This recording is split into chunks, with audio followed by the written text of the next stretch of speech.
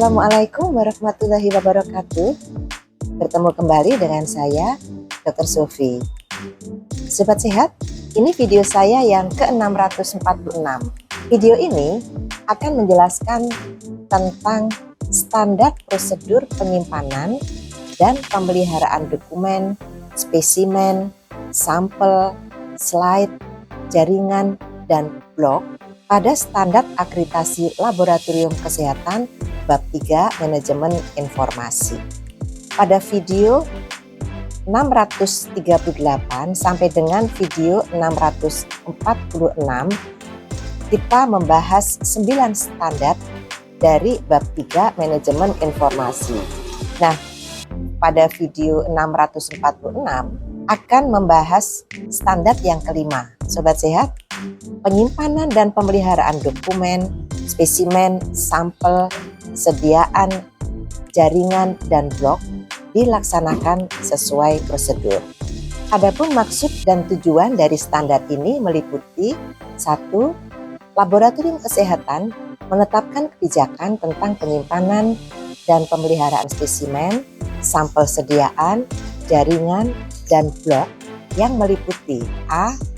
Sistem penomoran untuk memudahkan penelusuran spesimen, sampel sediaan, jaringan, dan blok. B. Identitas terjaga dengan baik. C. Kondisi lingkungan disesuaikan dengan prosedur dan kriteria penyimpanan spesimen, jaringan, dan blok. D.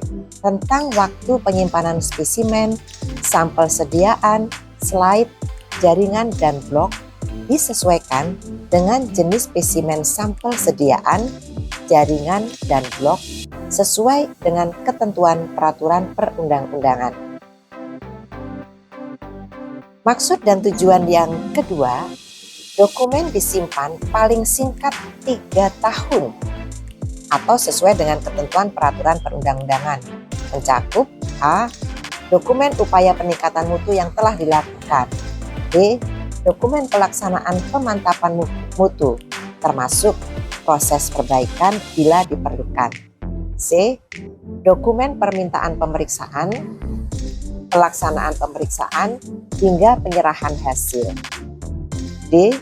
Dokumentasi pelaksanaan PME, hasil PME, review hasil PME, serta tindakan perbaikan berdasarkan evaluasi hasil PME.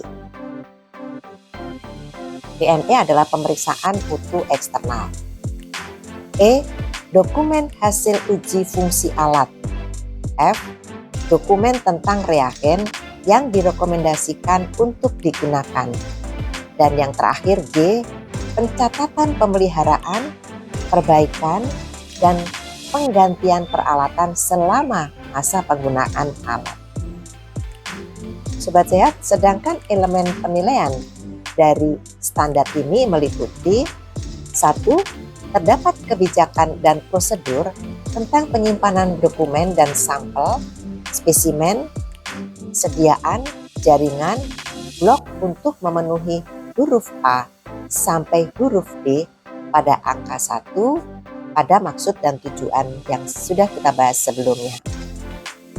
Elemen penilaian yang kedua, kebijakan mencakup syarat kondisi lingkungan yang layak untuk penyimpanan sampel, spesimen, sediaan, jaringan, dan blok. Elemen penilaian yang ketiga, rentang waktu penyimpanan untuk huruf A sampai huruf G pada angka 2 yang ditentukan sesuai dengan ketentuan peraturan perundang-undangan.